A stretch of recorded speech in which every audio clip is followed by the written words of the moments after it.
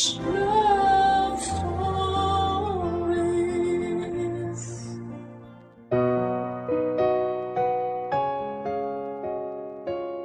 Isa sa mga pribilehiyo na meron ang ilan sa atin ay ang pagkakaroon ng kumpletong pamilya. Pero ang masaklap na katotohanan, marami sa atin ngayon ang dumaranas ng isang pamilyang kailanman ay di na mabubuo pa. Katulad na lamang ng naging buhay ng ating kabarangay na si Lizelle. Mula sa malaking pamilya ay unti-unting nalagas sa buhay nito ang mga kamag-anak niya. Ano bang nangyari sa pamilya ni Lizelle? Ito ang sabay-sabay nating tunghayan dito lamang sa mga kwento ng pag-ibig, buhay at pag-asa sa nangungunang Barangay Love Stories. Dear Papa Dudut, magandang araw po. Ako po si Lizelle, 36 years old at isa po ako sa mga Filipino fan ninyo dito sa Australia. Lagi kong napapakinggan ang inyong programa online at hindi ko maiwasang ikumpara ang sarili ko sa mga letter sender ninyo dahil nakaka-relate ako sa mga kwento nila. Minsan na rin po akong niloko. Naranasan ko na rin maiwan at pagtaksilan at alam na alam ko kung gaano kasakit mapagdaanan ang mga bagay na yon. Kaya ko po naisipang magpadala ng sulat sa inyo ay para naman i-share ang sarili kong kwento sa inyong mga listeners. Lumaki ako sa isang malaking pamilya. 10 kaming magkakamag-anak na nakatira sa isang bahay noon. Ang family house namin nasa bahay binuo ng aking lolo at lola ang siya nang kumumpleto sa pagkabata ko. 3 kaming magkakapatid at ako ang panganay. Kasama ang mga magulang ko ay hindi napabayaan ang kabataan naming magkakapatid dahil nagsilbi na ring magulang namin ang 2 pang kapatid ni Mama na sina Tito Ben at Tita Mabel. Maliban sa kanila ay kasama rin naming lumaki ang pinsa namin na uniko iho ni Tito Ben. Isa sa mga hindi ko malilimutang alaala noong bata pa lamang ako ay tuwing nagde-decorate kami sa bahay tuwing Kapaskuhan. Abala noon sina Papa at Tito sa pagkabit ng Christmas lights samantalang sina Mama at Tita Mabel naman ang bumubuo ng Christmas tree. Kami mga batang taga-disenyo ng Christmas tree at sina Lolo at Lola naman ang laging naghahanda ng mga kani-kanilang merienda tulad ng biko, puto at kasava na sabay-sabay naming kinakain pagsapit ng hapon. Pero ang lahat ng ala-alang yon ay natuldukan nang nagkaroon ng trahedya sa pamilya namin.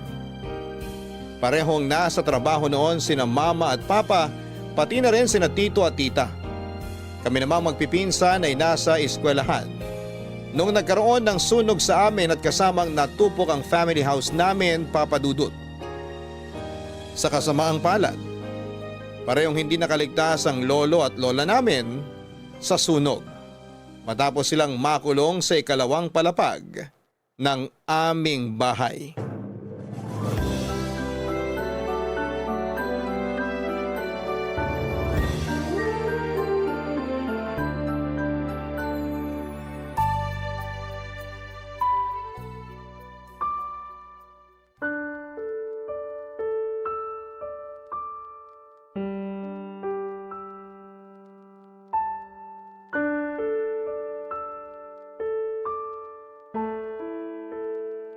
Tita, gusto niyo po bang ako na munang magbantay dito para makapagpahinga kayo?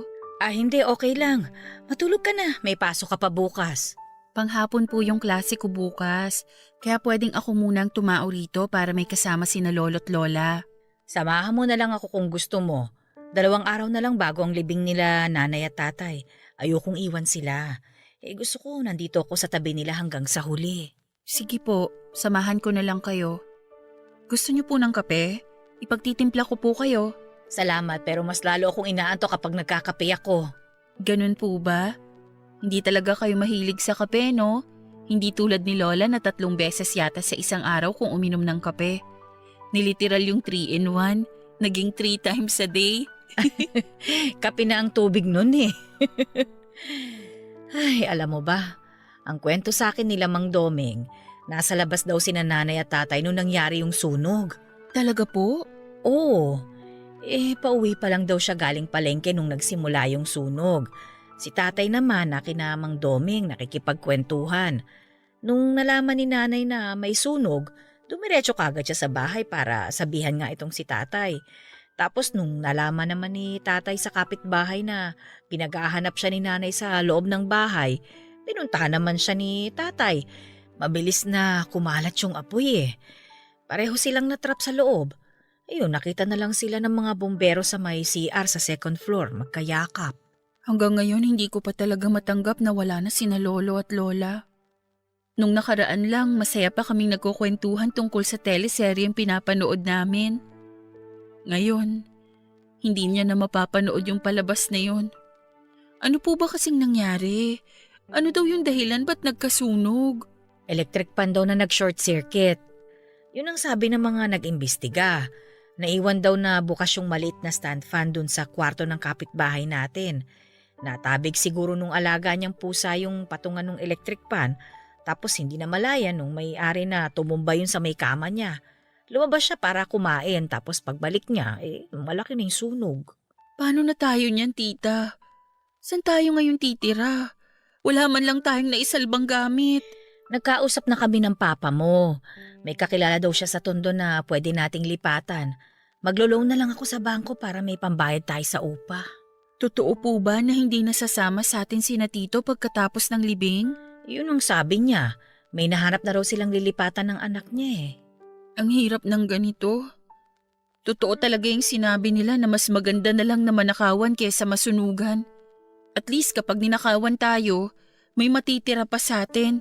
Pero itong nangyaring sunog, ni isang damit wala man lang natira para sa atin. Ang balita ko, pupunta dito yung mga taga-munisipyo para magbigay ng ayuda.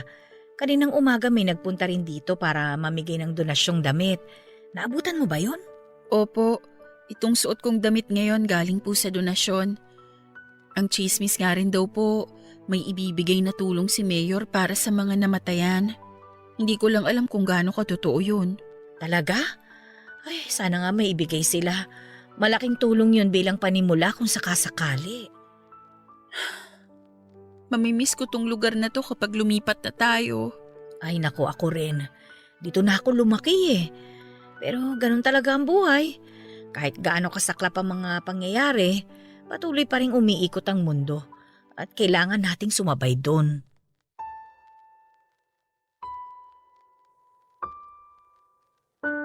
Papadudot na wala na nga kami ng tirahan na wala pa sa amin ang pinakamamahal naming lolo't lola. Sa isang open court ibinurol ng ilang araw ang mga labi nila lolo't lola. Doon ay nakasama namin ang mga katulad naming nasunugan din. Ilang linggo kaming nanirahan sa court na yon bago nakahanap sina mama at papa ng malilipatan. Dahil maliit lang ang paupahang nahanap ni papa ay kinailangang bumukod nila Tito Ben at ng anak nito. Lumipat sila sa Santa Mesa kung saan ay isang kaibigan naman ang nag-alok sa kanila ng matitirhan, samantalang sa Tondo naman lumipat ang pamilya namin kasama si Tita Mabel. Mula sa 10 ay naging 6 na lamang ang dating nakasanayan kong malaking pamilya. Ang lahat ng pinaghirapan namin sa mga nagdaang taon ay bigla na lamang nawala. Para bang nag-back to zero kami at kinailangan naming magsimula ulit. Mahirap ang pagbangon na ginawa namin. Napilitang mag-abroad si mama dahil hindi na nila kayang pagsabayin ang pag-aaral namin ng kapatid ko sa kolehiyo. Nag-volunteer ako na tumigil muna sa pag-aaral para maghanap sana ng trabaho pero hindi pumayag ang mga magulang ko dahil graduating na ako noon. Iba yung lungkot ang naramdaman ko nung umalis ng Pinas si mama. Liliman na lamang kami noon sa maliit na inuupahan naming bahay. Ang lahat ay naging busy noon sa kanya-kanya naming buhay sa pundong hindi na kami nakakapag-bonding pa. Dumaan ang mga taon at hindi na katulad ng dati ang Kapaskuhan namin na sobrang saya. Ang lahat ay nagbago na, Papa Dudut. Pero maliban sa akin ay mas nalungkot ang papa ko sa pag-alis ni Mama sa puntong naghanap siya ng iba. Ako mismo ang nakahuli sa ginawa niyang pagtataksil dahil aksidente kong naaktuhan ang pakikiapid na ginawa ni Papa sa mismong kapitbahay namin. Ang tita Mabel ko ang una kong pinagsabihan sa mga nalaman ko.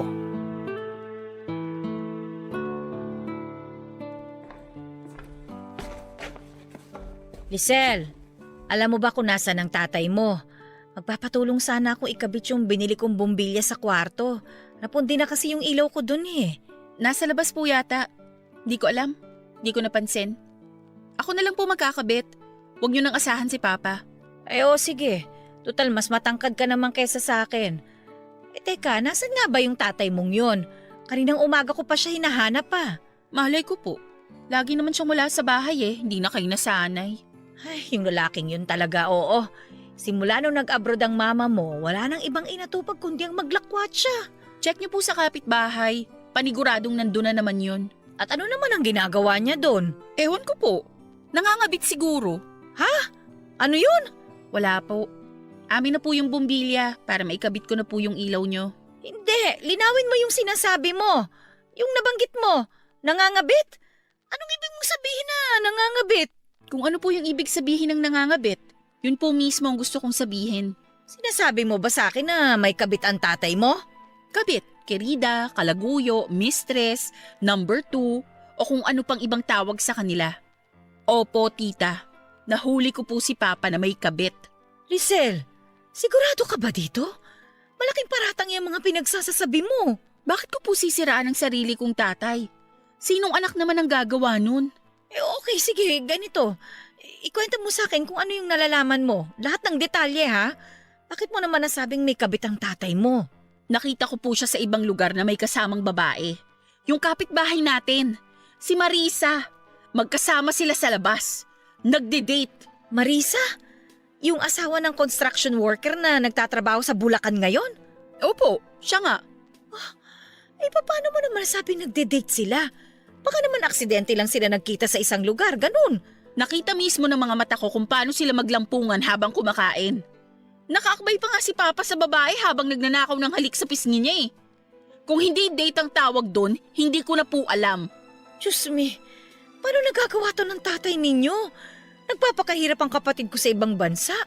Tapos, itong magaling ninyong ama, nilulustay lang ang pinapadalang pera ng nanay ninyo sa ibang babae. Ano ba ito ng mama ninyo? Hindi pa po niya alam. Hindi ko po alam kung paano ko sasabihin sa kanya yung totoo Ako na lang ang magsasabi sa kanya. Kakausapin ko mamaya ang papa mo at baka maayos pa natin ito. Karapatan po ni Mama na malaman ng totoo. Kahit patigilan niya yung ginagawa niya, nagloko pa rin si Papa. At dapat malaman ni Mama ang ginawa niya. Oo, alam ko. Ayoko lang na magpadalos-dalos tayo sa mga desisyon natin. Ang sama nila. Bakit nila nagagawang magtaksil pareho na silang may asawa? Simula nang nakita ko yung pinagagawa ni Papa, nagbago na yung tingin ko sa kanya. Hindi na siya yung taong hinahangaan ko. Hindi ko lang ma-imagine na kayang lokohin ni Papa si Mama. Sobrang nakaka-disappoint. Ako rin naman, hindi rin ako makapaniwala. Hindi ko inaasahan na magagawa yun ng Papa ninyo. Mamaya pag uwi niya, mag-uusap kami. Aalamin ko kung ano yung totoo. Huwag mo nang problemahin ito, ha? Huwag niyo na lang po munang sabihin sa mga kapatid ko yung nalaman niyo. O sige, huwag ka na mag-alala. Hanggat maaari, huwag na natin itong palakihin pa. Salamat po. O halika na, tulungan mo na ako ikabit yung bumbilya sa kwarto ko. Sige po. Kukunin ko lang yung hagdan sa labas. Noong si Tita Mabel na mismo ang nakasaksi sa kalokohang ginagawa ni Papa ay siya na ang sumugod sa bahay ng kabit nito. Parang eksena sa teleseryeng nangyari noong araw na yon. Kinaladkad ni Tita Mabel ang kabit ni Papa sa kalsada para ipagsigawan sa buong barangay namin ang kataksilang ginawa nila ng bayaw niya. Nagalit din ang asawa ng kinalantari ni Papa. Muntik na nga niyang mataga si Papa dahil sa galit. Kinabukasan ay nagising na lamang kami na wala na si Papa sa bahay. Kasama ang lahat ng gamit nito ay tumakas sila ng babae niya at nagpakalayo-layo. Noong nalaman ni Mama ang nangyari ay parang wala lang sa kanya ang kalokohang ginawa ni Papa. Inaasahan na raw niya yon dahil matagal nang hindi magandang relasyon nilang dalawa. Sa katunayan, isa yon sa mga rason ni Mama kung bakit siya nag-ibang bansa. Gusto niyang takasan si Papa dahil pagod na raw siya sa pambababae nito. Kaya naman pala hindi na bago para kay Mama ang balitang sumama si Papa sa kabit niya dahil matagal na niya itong ginagawa nang hindi namin namamalayan. Papadudot muling nalagasan ang pamilya namin. Ganoon ay nagpatuloy ang pagiging OFW ni Mama para masuportahan ang pag-aaral naming magkakapatid. Sa awa ng Diyos ay nakapagtapos naman kaming lahat. Mabilis din kaming nakahanap ng trabaho. Nakalipat kami sa mas magandang tirahan sa Valenzuela kung saan ay nakabase ang kapatid kong pulis. Doon ay sinubukan naming ibalik ang dating sigla ng pamilya namin. Pero tila ba naging mailap sa amin ang katahimikang pinapangarap ko para sa aking pamilya.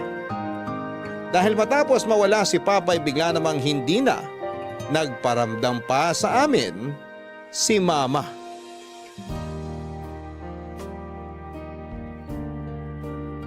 Papadudot na laman na lang namin na may iba na rin palang kinakasama si Mama sa ibang bansa.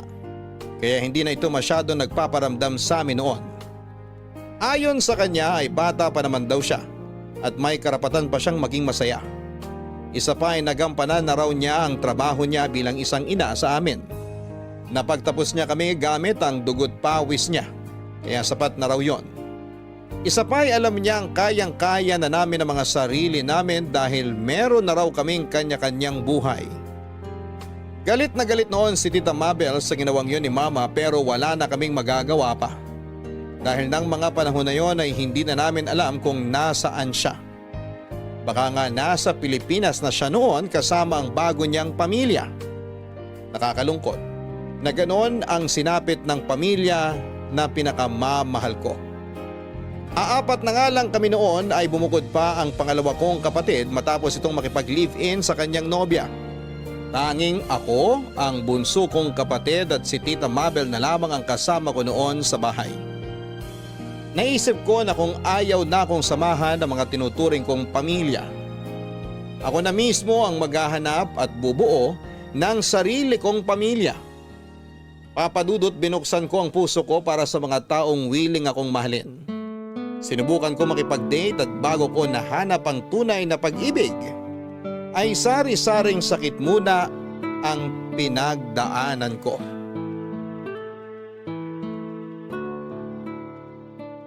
Hoy, matutunaw na yung longganisa sa katititig mo dyan. Ang lalim naman yata ng iniisip mo. Wala po to. Wala lang talaga akong ganang kumain ngayon. Pwede po bang mauna na ako? Doon na lang muna ako sa kwarto. Sandali, dito ka muna. Wala nga alis hanggat hindi nagkukwento sa akin. Ramdam ko may problema ka ngayon. Seryoso tita, hindi po big deal tong problema ko ngayon. So meron ngang problema. Ano ba kasi yun? Sabihin mo na, makikinig ako. Ayaw niya na po sa akin eh. Sinong may ayaw sa'yo? Yung boyfriend mo? Siya nga po. Gusto na po niyang makipaghiwalay. Oy, bakit daw? Wala. Hindi niya na ako gusto. May iba na siyang mahal. May babae nang handang sumalo sa kanya kaya gusto niya nang makipag-break sa akin. Eh di hayaan mo. Hindi siya kawalan ano? Kailanman hindi magiging kawalan ng isang taong ayaw na sa'yo. Pero mahal ko po siya eh. Wala na tayong magagawa dyan, Lisel. Kung siya na mismo yung umayaw, masakit tanggapin pero kailangan. Ano po ba kasing mali sa akin? Bakit lagi na lang akong iniiwan ng mga taong minamahal ko? Walang mali sa'yo. Hindi lang talaga siguro kayo ang para sa isa't isa. Mabuti na yun, 'di ba? Na sinabi niya kagad sa'yo kesa naman pinagsabay niya kayo, mas masakit yun. Ang malas ko talaga sa pag-ibig. Hoy, hindi ka malas ha? Napunta ka lang talaga sa mga maling tao. Kayo po ba? Paano niyo masasabing mali yung taong minamahal niyo? Yan ang tricky pagdating sa pakikipag-date. Hindi natin alam kung tama ba o mali yung taong minamahal natin. Kaya nga natin tinawag na sugal ang pag-ibig dahil dun eh. Kasi hindi naman natin alam kung ano magiging ending sa mga makakarelasyon natin. Yun ang rason kung bakit iwas na iwas din ako sa pag-ibig na yan. Ilang beses na akong natalo eh. Kaya nga hindi na ako ulit sumugal. Oo nga po. Hanggang ngayon wala pa kayong asawa. Bakit po? Choice niyo po ba na hindi mag-asawa? Ganun na nga. Mas pinili kong wag nang mag-asawa. Bakit naman po? Niloko rin po ba kayo? Hindi lang niloko. Ginawa pa akong sponsor nung ex ko. Sponsor? Paanong sponsor? Nung bata-bata pa kasi ako, nagkaroon ako ng boyfriend. Hindi siya nakapagtapos ng pag-aaral at isa sa mga pangarap niya makapagtapos. Ako naman itong bobita na binulag ng pag-ibig, pinag-aral ko siya. Tapos, ano pong nangyari? Ayun, napagtapos ko naman siya gamit ang sarili kong pawis. Pero nung nakagraduate na siya, nakipaghiwalay siya kagad sa akin. Bakit po? Anong rason niya? Nung nag-aaral pa lang siya, nagkaroon siya ng sikretong relasyon dun sa instructor niya. Habang nagpapakahirap ako sa pag-iipon ng tuition fee niya, hindi ko alam na 2 na pala kaming girlfriend niya. Nangako daw sila sa isa't isa na kapag nakagraduate yung ex ko, gagawin na nilang legal yung relasyon nila. Yun, sa mismong graduation niya, naghiwalay kami. Grabe, ang kapal ng muka. Ay naku, talagang makapal. Kung pwede nga lang sanang magwala ako nun, nagwala na ako ng sobra sa galit ko. Pero mas pinili kong magpakatao eh. Ayokong ipahiya yung sarili ko kaya umalis na lang ako nang may ipot sa ulo. Wala po kayong ginawa pagkatapos nun? Ano pa bang pwedeng gawin ko sa sitwasyon na yun? Tinanggap ko na lang yung nangyari. Hindi ko naman pwedeng bawiin yung mga nagastos ko sa kanya eh. Kesa maghabol o damdamin yung nangyari, pinilit ko na lang nakalimutan lahat. Simula nun, nahirapan na ako magtiwala sa mga lalaki. Habang tumatanda ako, mas napatunayan ko lang na tama yung naging desisyon ko na wag nang mag-asawa. Tingnan mo yung ginawa ng tatay mo ngayon, nagloko din siya. Tapos ikaw ngayon, kung ano yung mga pinagdaanan ko noon, yun pa rin ang nangyayari ngayon. Wala nang nagbago. Ang hirap talaga kapag sinaktan ka ng taong pinagkakatiwalaan mo. Mahirap talaga, kaya ang advice ko sa'yo, once na sinaktan ka, wag mo na silang pag-aksayahan ng oras. Sige, yan na nga po ang gagawin ko. Salamat sa payo nyo, tita. Walang anuman. Kakainin mo na ba yung longganisa mo o ako nang papapak niyan? Kakainin ko na po. Ang bango natakam ako bigla. Siya, sige. Kumain ka na dyan. Huwag mo nang isipin yung lalaking yon.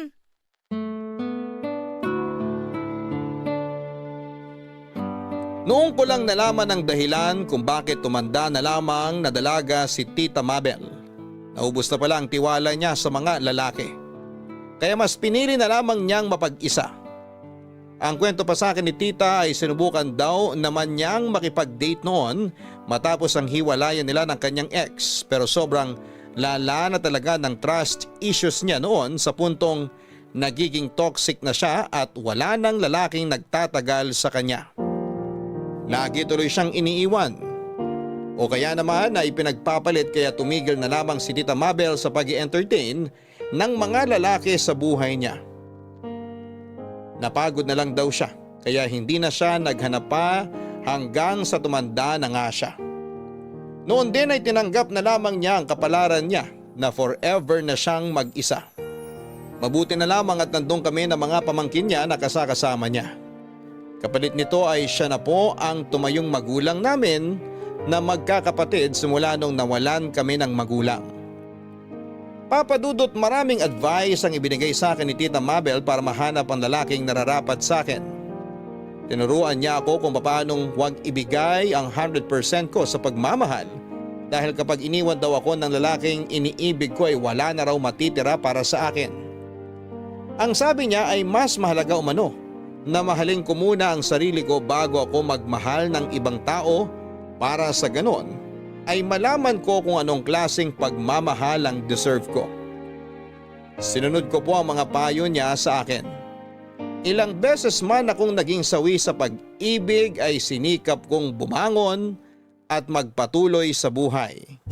Hanggang sa dumating na nga po ang hinahanap kong totoong pag-ibig noong pumasok sa buhay ko ang katrabaho kong si Darren. Lizzie, Di ka pa kakain? Lazy ka dyan. Lizelle ang pangalan ko, hindi Lizzie. Mas cute yung Lizzie eh. Yun kasi pangalan ng aso ko nung bata pa ako. Kaya mas gusto kong tawagin kitang Lizzie. Ginawa ba naman akong aso? Siraulo ka talaga. At least parehong cute, di ba? Ano na naman bang ginagawa mo rito? Mamaya pagalitan ka na naman. Alam mo namang bawal kayo rito sa office. Mga admin lang ang pwede dito. Wala namang tao eh, tsaka lunch break na. Mas gusto ko rito kumain kasi malamig, may aircon. Di ka pa ba kakain? Mamaya na may tinatapos pa ako. Ano ba yan? Yung sales last month. Kailangan ko nang ipasa to sa accountant natin. Bayaran na naman kasi ng tax. Ah, okay. Antayin na lang kitang matapos dyan para sabay tayong kumain. Wag na, kumain ka na. Di ako magla-lunch. Akala ko ba mamaya ka kakain? Ngayon di ka na magla-lunch. Ano ba talaga? Di ko alam eh. Bahala na. Bakit naman? Diet ka? Ang payat-payat mo na nga, nagda-diet ka pa. Baliw, hindi. May biskwit naman ako rito, yun na lang ang kakainin ko mamaya. Alam mo, itigil mo na muna kasi yan. Pwede namang ituloy yan pagkatapos ng lunch break eh. Hindi maganda yung nagpapalipas ka ng gutom. Akala mo naman ikaw magmamana ng kumpanyang to. Hindi naman kasi ikaw ang mapapagalitan kapag hindi ko to natapos eh. Mas importante pa rin na kumain ka ng tama sa oras. Kaya nga tayo nagkaroon ng lunch break eh, para may pahinga tayong mga empleyado. Nangangayayat ka na nga oh, di ka na naawa sa sarili mo. Ang lala mo naman magsalita. Nangangayaya talaga yung pinili mong term. Hindi ba pwedeng sumeksi na lang para masarap pakinggan? Di ka naman sexy, ikaw lang yung payat na may taba sa tiyan. Ikaw papansin ka talaga eh, no? Kahit kailan ang lakas mo talagang manira ng mood. Aray, sakit na na. Bakit ka naman namamato ng lapis? Kapag tinamaan yung mata ko, hindi ko na makikita ang ganda mo, bahala ka. Ewan ko sa'yo. Doon ka na nga. Doon ka sa labas kumain, wag dito. To naman, galit na galit agad. Alam mo namang nagbibiro lang ako. Siyempre sexy ka. Kaya nga ako nagkakrush sa'yo eh. Tigilan mo ako, Darren ha. Busy ako. Huwag mo akong abalahin dito. Dalian mo nang tapusin yan. Gutom na ako. Sino ba kasing nagsabing antayin mo ko? Kumain ka na dyan. Ayoko. Alangan namang kumain ako dito mag-isa habang kumakalamsik mura mo dyan. Hindi naman ako gutom. Kumain ka na. Sabayin mo na ako. Kumain ka na. Malapit nang matapos yung lunch break ko, bahala ka dyan. Eh di kasalanan mo kung di ako makakain. Ako pa talaga sinisi. Kumain ka na kasi dyan. Huwag mo na akong alalahanin dito. Di ako kakain hanggat hindi ka kumakain. Alo, parang bata. Sige na nga, sasaluhan na kita. Ayan, dapat ganyan. Sandali, hahanapin ko yung biskwit ko. Alam ko may tinapay pa ako dito eh. Wag na, hatian na lang kita rito sa baon ko. Marami naman to eh. Ayoko, nakakahiya. Bibili na lang ako sa karinderya dun sa labas. Sabing wag na eh. Madami to oh. Tingnan mo. Hala, oo nga. Ang dami naman yan. Ganito ba talaga karaming kinakain mo araw-araw? Pang-5 tao na to ah. Dinamihan ko talaga ngayon baon ko. Kasi matagal ko nang napapansin na lagi ka na lang nagpapaiwan dito sa office kapag lunch break. Naisip ko na kung masyado kang busy, hatian na lang kita sa dala ko para kahit papaano makakain ka pa rin. Grabe. Sobra-sobra naman yung concern mo sa akin. Napansin mo pa talaga yun? Oo, ikaw lang yung tanging tao dito na mabait sa akin eh. Kaya mabait din ako sa'yo. Mabait ka dyan. Lagi mo nga akong inaasar. Paano naging mabait yon? Ganun ako makipag-banding eh. Tsaka gustong gusto mo naman na inaasar kita. Well, minsan nakakawala naman talaga ng stress tuwing nagpupunta ka rito sa office. Kahit papaano nare-refresh yung araw ko, lalo na kapag masyado nang mabigat yung trabahong ginagawa ko. Talaga? So may silbi rin pala ang pangungulit ko sa'yo. Oo, kahit minsan nababatukan kita't nababato dahil sa kakulitan mo. Nakakatuwa naman na kahit paano naging maganda ang epekto sa'yo. Hayaan mo, sa mga susunod na araw, mas kukulitin pa kita. Hoy! Siraulo ka talaga! Sa opisina ng isang factory ng mga cardboard ako nagtatrabaho, Papa Dudut. Baguhan lang noon si Darren bilang isang factory worker nung una ko siyang nakilala. Katulad ko ay sa Valenzuela rin siya nakatira. Kolokoy si Darren at isa ko sa lagi niyang inaasar noon. Kahit bawal ay tambay siya sa opisina namin para lamang magpa-aircon. Lagi nga siyang napapagalitan noon pero siya pa rin ay punta ng punta sa office namin para kulitin ako. Mula sa 5 magkakapatid si Darren, siyang middle child at ang katangi-tanging anak na walang masyadong ambag sa kanilang pamilya. Ganun pa man ay hindi napangihinaan ng loob si Darren, kahit na siya lang ang hindi profesional sa kanilang pamilya. Madali akong napaibig ni Darren dahil sa pagiging masiyahin niyang tao. Siya na rin kasi ang tanging pinagkukunan ko ng lakas. Tuwing nakakaramdam ako ng kalungkutan, daig pa niya ang sarili kong pamilya na laging handang sumuporta sa akin sa bawat desisyon ko sa buhay. Noong sinagot ko siya ay naging low-key lang ang relasyon namin. Naisip ko na gawing pribado na lamang ang buhay ko ng panahon na yon dahil napansin ko na tuwing pinapangalandakan ko sa buong mundo, ang mga nakakarelasyon ko ay lagi itong minamalas at hindi nagtatagal. Sa pagkakataong yon, sa ilang tao ko lang ipinakilala si Darren. At una ko siyang ipinakilala sa taong pinagkakatiwalaan ko. Walang iba kundi si Tita Mabel.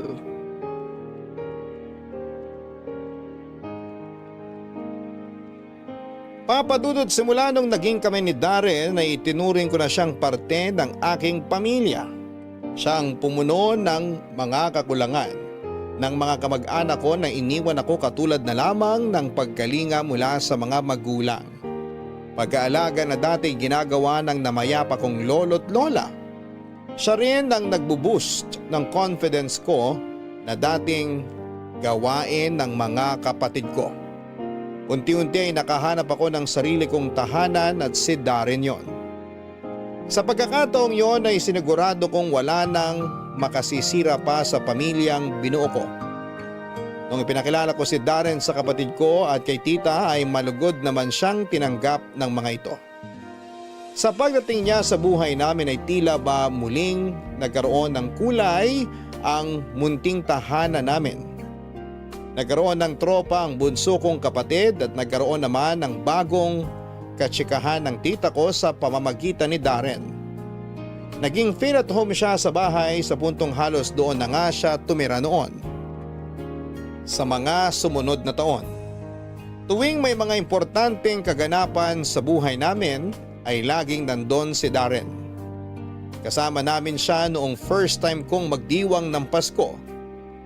Naiilan lang kami.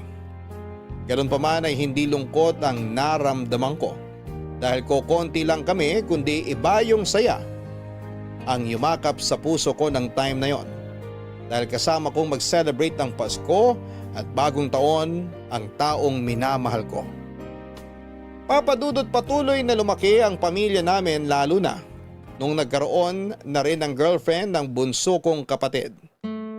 Maliban sa kanya ay pumapag-ibig na rin si Tita Mabel dahil for the first time sa buong buhay ko, nakita ko siyang nakipag-date muli matapos ang napakahabang panahon. Lisel? Lisel! Po, tita? Tulungan mo nga ako rito. Pakisiper naman itong likod ng damit ko. Hindi ko abot eh. Sige po. Saan po ang punta nyo? Ba't kayo nakabihis? Kakain ako sa labas. Nang mag-isa? Ay hindi, may kasama ako. Paparating na yun maya-maya lang. Sino naman? Huwag niyong sabihing makikipag-date kayo. Lalaki ba yung kasama niyo? Oo, lalaki pero kaibigan ko lang yon. Kaibigan lang ba talaga? Oo nga.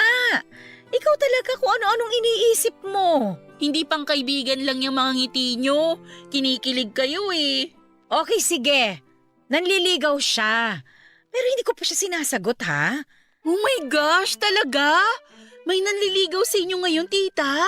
Sino? Kilala ko ba? Edison ang pangalan niya. Hindi mo siya kilala. Paano naman kayo nagkakilala?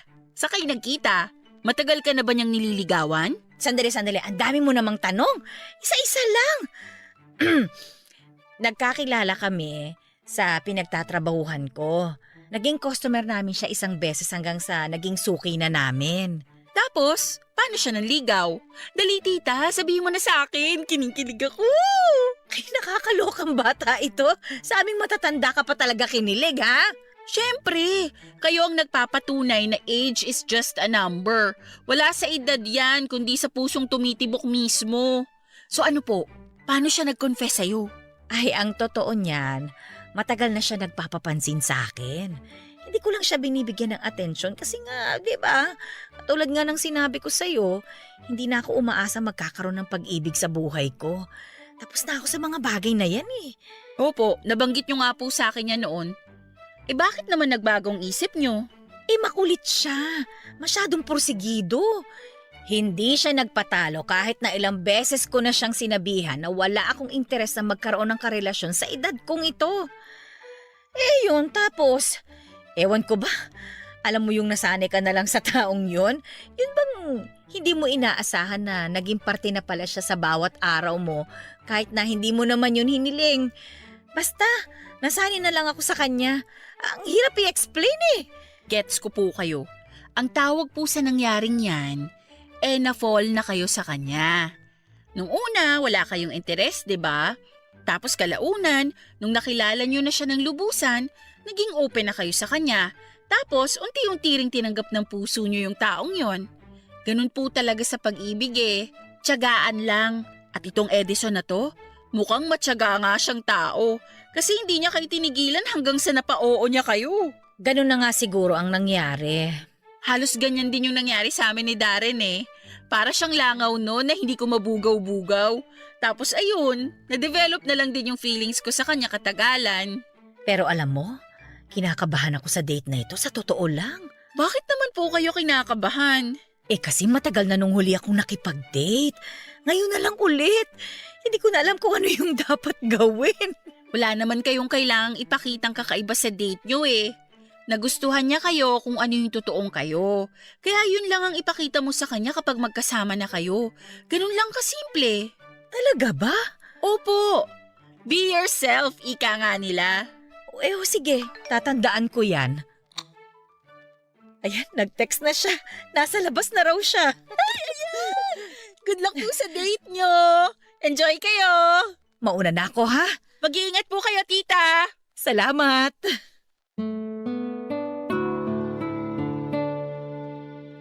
Ako na siguro ang pinakamasayang tao sa mundo noong nalaman kong sa wakas ay muling binuksan ni Tita Mabel ang puso niya para sa ibang tao.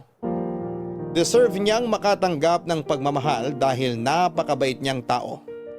Siya ang natatanging kamag-anak ko na nanatili sa tabi ko noong tinalikuran ako ng mga taong pinagkakatiwalaan ko. Siya ang laging nandun tuwing gusto ko nang sumuko. Si Tita Mabel ang laging nagpapalakas ng loob ko noong hindi ko pa nakilala si Darren. Papadudot mas matanda si Edison ng 3 taon kesa kay Tita. 47 lang noon si Tita samantalang 50 naman si Edison. May sarili itong paupahan sa Valenzuela din. Mabait naman po si Edison noong ipinakilala siya sa akin ni Tita Mabel. In fairness, hindi siya mukhang 50 years old dahil matikas pa rin ang pangangatawan nito. Sa katunayan sa edad niya ay nakakabilib na isa siyang biker kaya naman hindi na nakapagtataka na maganda pa rin ang pangangatawan nito. Sa kabilang banda ay hindi rin naman po nagpatalo si Tita Mabel pagdating sa kagandahan. Nasa dugo na kasi namin ang pagkakaroon ng itsura na mas bata kesa sa edad namin. Akalain lang ng lahat na 30s pa lang si Tita noon kahit na malapit na siyang mag-50. Sa totoo lang ay bagay silang dalawa at natutuwa ang puso ko na lahat kami sa bahay ay meron ng kanya-kanyang kapareha sa buhay. Ang problema nga lang noon papadudot ay hindi ko na makikita kung papaano ang magiging love story nila ni Tita Mabel at Edison dahil noong mga panahong yon ay naghahanda na po ako para sa paglipad ko papunta ng Australia matapos akong makuha sa inaplayan kong trabaho doon bilang OFW.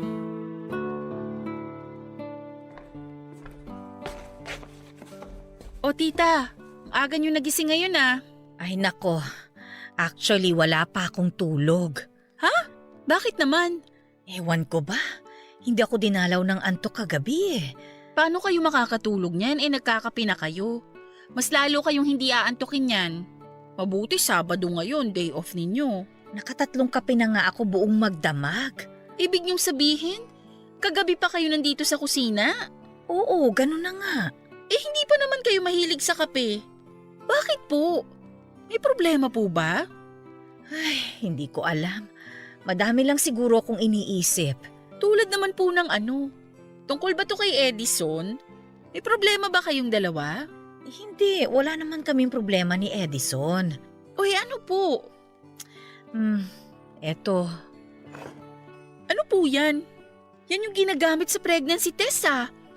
Tita, buntis po ba kayo? Di ko alam. Hindi ko pa na-check yung resulta. Natatakot akong tingnan eh. Bakit naman po? Ayaw niyo po bang mabuntis? Hindi naman sa ganon. Basta, ang totoo niyan, pangalawang test ko na ito eh. Nag-test na ako nung nakaraan pero gusto ko lang ulit i-confirm kung may laman ba talaga itong tiyan ko ngayon. Ano pong resulta nung nauna? Positive. Pero ayaw ko maniwala kasi parang imposible na ako magkaanak eh. Pwede naman kasing magbigay ng false positive itong mga pregnancy test na to. Kaya yun ang pinaniwalaan ko. Baka nagkamali lang yung resulta. Pero nung nagtagal, nakaramdam na ako ng mga sintomas ng pagbubuntis eh. Oh my gosh! So buntis nga kayo? Itong PT na ito sa harap natin ang magkukumpirma niyan. Kung positive ulit yan, ibig sabihin buntis nga talaga ako. Gusto niyo po ako na lang mag-check? Ay sige nga, ikaw na lang para matapos na ito. Sige po. Oh my gosh! Tita! Ano? Positive ba? Congratulations po! Confirmed! Buntis nga po kayo! O bakit po ganyan ang reaksyon niyo? Ayaw niyo po ba sa bata? Hindi naman. Hindi ko lang inaasahan na sa edad kong ito ay mabubuntis pa pala ako. Hindi, meron po talagang ganyan. May mga napapanood ako sa balita na nagkakaanak pa kahit nasa 40s na, lalo na kapag hindi pa nagme-menopause yung babae. Although mahirap nang magbuntis dahil hindi na masyadong nagpo-produce ng egg cells, pero may chance pa rin. May nabasa akong article tungkol dyan. Natatakot lang ako sa pwedeng maging risk ng pagbubuntis ko. Matanda na ako eh. Paano kung hindi ko kayaning magbuntis? Marami pong nagbubuntis na kaedad nyo at successful naman po yung pagbubuntis nila. Huwag po kayong mag-alala, kakayanin nyo po to. Ay naku, sana nga. Huwag na kayong malungkot dyan. Blessing po yan. Alam na po ba to ni Edison? Hindi pa. Ayoko munang sabihin sa kanya hanggat hindi ko pa nakukumpirma. Ngayong kumpirmado na, sabihin nyo na po sa kanya. Sure ako matutuwa yun. Di ba sabi nyo simula nung nabiyudo siya, hindi niya na nakakasama yung mga anak niya? Sa tingin mo, matutuwa siya kapag nalaman niya ito? Oo naman po. Bunga yan ang pagmamahalan nyo, kaya alam kong matutuwa yun. Kaso baka hindi ko na maabutan yung baby nyo. Bakit naman? Aalis na po ako 2 months from now eh. Oo, saan ka pupunta? Natanggap po ako sa inaplayan kong trabaho sa Australia. Talaga? Opo, visa na lang po yung kulang ko. Bakit naman ngayon ko lang nalaman ito? Hindi mo man lang ako sinabihan? Sinikreto po talaga namin ni Darin to, hanggat hindi pa namin nalalakad yung mga papeles. Pero ngayong okay na ang lahat, pwede na naming sabihin ang totoo. Ikaw pala dapat ang i-congratulate ko eh. Pero paano yan? Iiwan mo na kami? Kailangan po eh. Ito na lang talaga ang paraan na naisip ko para maayos natin tong buhay natin ngayon. Sa bagay, maganda yan para rin makapag-ipon kayo sa future ninyo ni Darren. Yun nga po ang plano, tita. Papa Dudut, matagal ko na talagang pinaplanong mag-abroad dahil kung mananatili ako sa Pilipinas ay matatagalan bago ko makamit ang pangarap ko sa buhay. Halos 1 taon din akong naghanap ng trabaho sa ibang bansa. Na-scam na rin ako ng 1 beses dahil doon at kami ni Darren lang ang nakakaalam ng nangyari. Nang nakuha ko sa Australia ay sobrang saya ko dahil sa wakas ay magkakaroon ako ng chance na baguhin ang buhay namin. Papadudot noong taon na yon ay napakaraming nangyari sa buhay ko. Agad na nagpakasal si Tita Mabel at Edison noong nalaman nilang buntis ito. Nagkaroon sila ng civil wedding kasama ang mga malalapit na tao sa buhay nila. Pagkatapos noon ay nagkaroon din kami ng advance celebration ni Darren para sa 3rd anniversary namin dahil hindi na ako aabot sa mismong anniversary date naming dalawa. Hindi ko malilimutan ang taon na yon dahil yun lang yung araw na lubos-lubos ang pagkagala ko sa mga magagandang blessing na dumating sa buhay namin. Para akong nanumbalik noon sa pagkabata ko kung saan ay kompleto pa ang pamilya namin. Ang sayang nararamdaman ko noong bata pa lamang ako ay katulad ng sayang nararamdaman ko noong time na yon. Mabilis na dumaan ang mga buwan. Dumating na ang araw ng pag-alis ko. Mabigat pala sa dibdib na iwan ang natatanging pamilya ko sa Pinas. Pero sa parehong pagkakataon ay excited ako sa maaring buhay na danasin ko sa Australia. Nangako ako sa sarili ko na pagbalik ko sa Pinas ay aangat na ang estado namin at hindi na katulad noon na namomroblema pa kami sa mga gastusin namin sa bahay.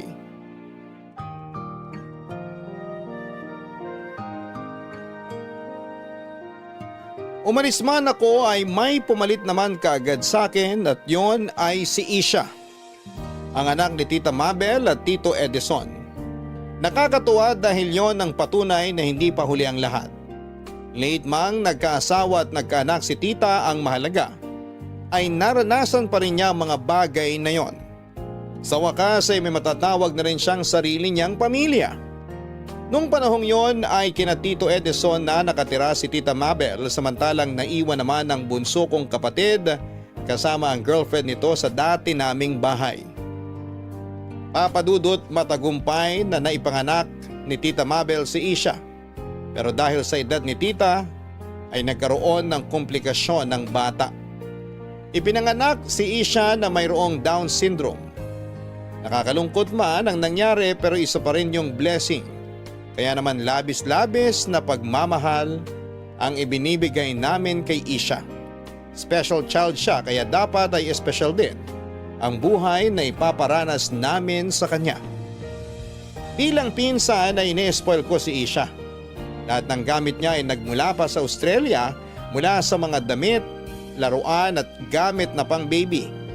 Halos every year ako noon kung magpadala ng package sa mga kamag-anak ko sa Pilipinas. Magastos pero worth it naman yon dahil alam kong napapasaya ko ang pinsan ko, pati na rin si Tita na malaki ang naging tulong sa buhay ko. Sa loob ng ilang taon, ako ang naging katulong ni Tita sa pagpapalaki sa kanyang anak na si Isha. Ay, ito, maganda. Bagay kay Isha. Marami raw po talagang damit na isinuksok dyan si Lizelle sa package na ipinadala niya. Masyado marami tong pinadala niyang damit.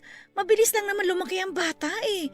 Hindi na magagamit ito ni Isha pagkatapos ng ilang taon. Sayang naman. Hayaan nyo na po. Alam nyo namang enjoy na enjoy si Lizelle sa pagbili ng mga gamit para kay Isha. Ito, chocolate. Nakapangalan sa'yo, Ayun! Yan yung iniintay ko. Tsaka may sapatos din daw siyang ipinadala eh. Ay, sandali, isa-isahin natin. Masyadong malaki tong balikbayan box na ipinadala ni Lizelle eh. Baka nasa ilalim pa yung sapatos na sinasabi mo. Yan daw po palang mga baksang delata. Check nyo daw yung loob. Kasi may mga sinuksok din daw dyan si Lizelle para magkasya lahat ng gamit. Talaga?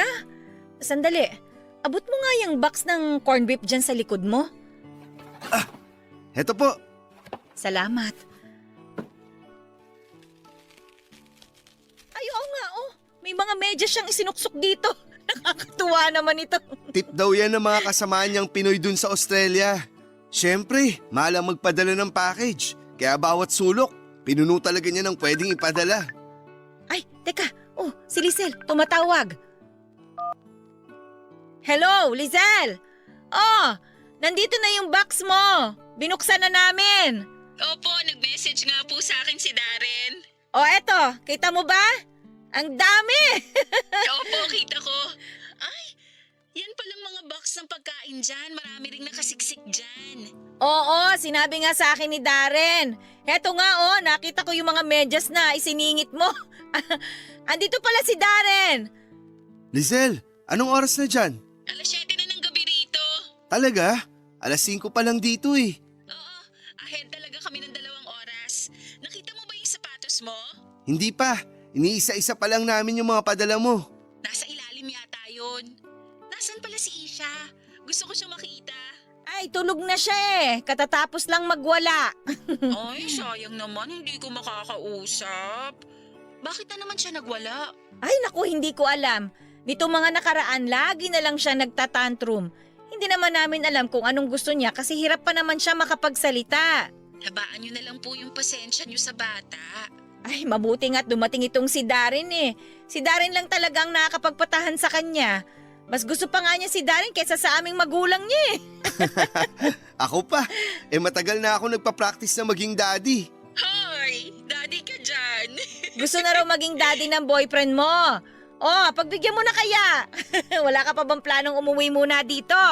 Mahirap pang umuwi ngayon, tita Marami pa akong binabayaran. Tsaka 3 taon pa lang naman ako dito. Kaya ikaw, Darren, tiis-tiis ka na lang muna ha. Makakauwi rin ako sa tamang panahon. Alam ko naman. Basta lagi kang mag-ingat dyan. Kahit mas matangos sa mga ilong ng mga lalaki dyan. Wag na wag mo akong ipagpapalit ha. Oo naman. Di hamak naman na mas gwapo ang mga Pinoy. Kahit maliliit, at least cute. Eto na yung sapatos mo nakita ko na. Yun oh. Salamat po tita. Ganda. Ayos ba?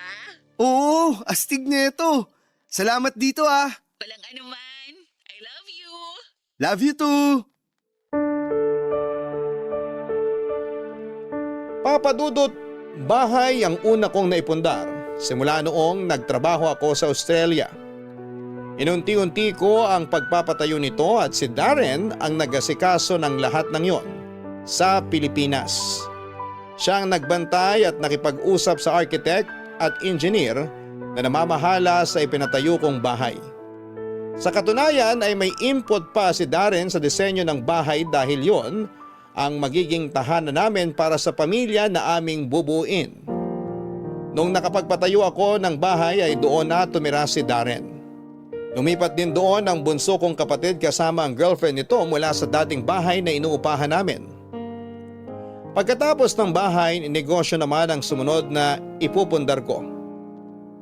Laundry shop ang naisip naming negosyo dahil malaki ang kita noon. Nung nagsettle down na ang lahat at nagkaroon na ako ng sapat na ipon, ay saka ako nag-decide na umuwi na ng Pilipinas kasama ang isang magandang balita. Ito ay ang plano naming pagpapakasal ni Darren. 10 taon na kaming magkasintahan ni Darren noon, kaya nararapat lang din na magpakasal na kaming dalawa para makabuo kami ng sarili naming pamilya. Pagka-uwi ko ay nagkaroon kami ng house blessing sa ipinatayo kong bahay. Doon namin ibinalita sa lahat ang engagement namin ni Darren. Pero ilang linggo lang ang lumipas ay isang sekreto ang aksidente kong nadiskubre mula sa taong mapapangasawa ko. Papadudot na hack ang Facebook account ko kaya kinailangan kong gumawa ng panibagong account. Nakigamit ako ng Facebook ni Darren para i-message ang mga kakilala ko na i-unfriend na ang dati kong account. Dahil baka magamit pa yon sa panluloko. Nung i-message ko na sana si Tita Mabel ay nagulat ako sa chat history nilang dalawa ni Darren.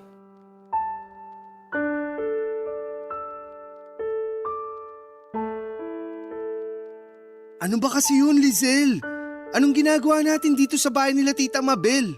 Huwag ka ng maraming tanong. Sumunod ka na lang. Tita Mabel?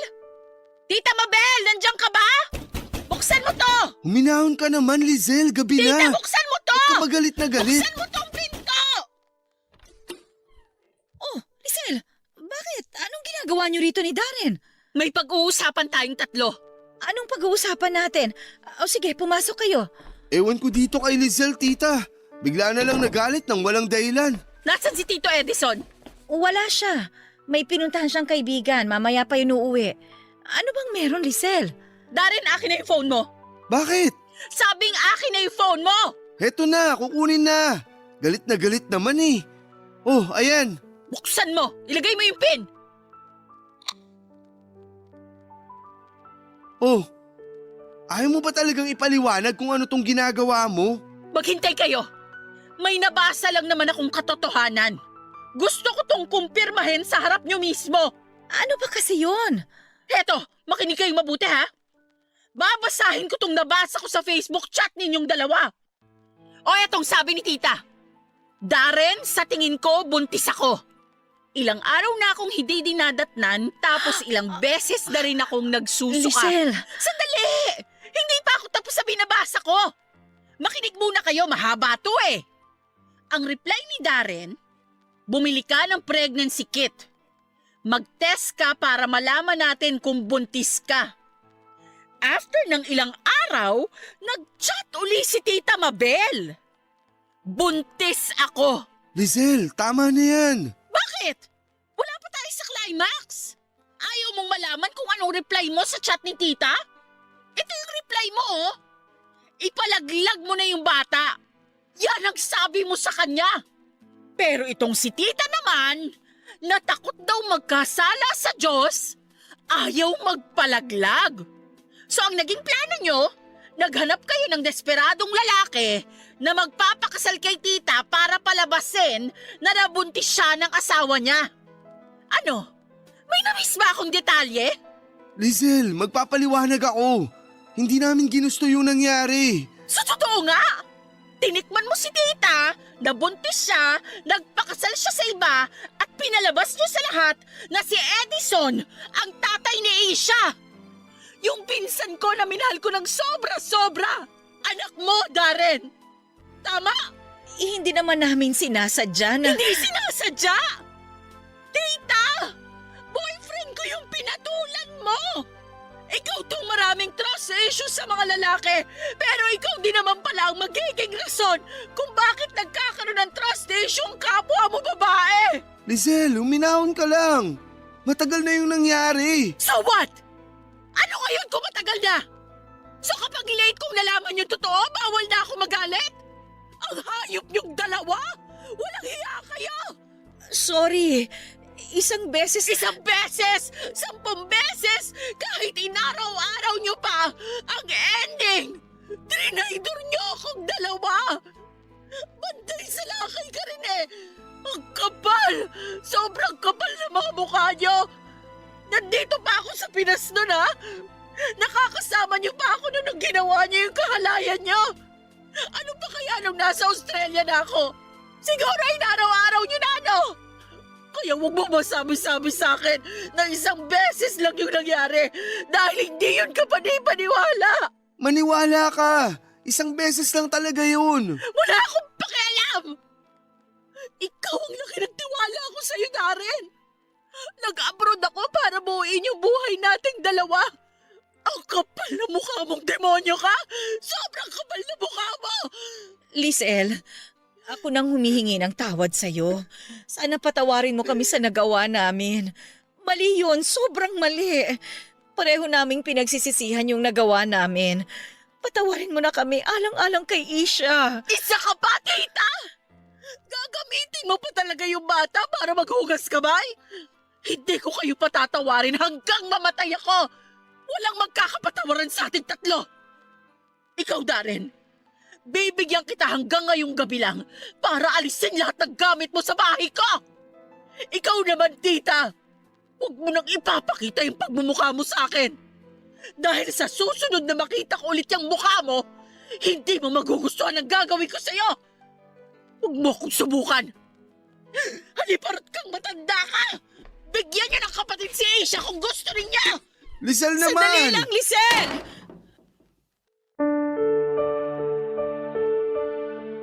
Pagkatapos ng gabing yon ay hindi ko na kailan pa kinausap si Tita Mabel. Hindi ko siya magawang harapin dahil sa nagngingit-ngit na galit ko. Pati si Darren ay hindi ko na binigyan ng pagkakataon na kausapin ako ulit. Tuluyan ko na silang binura sa buhay ko.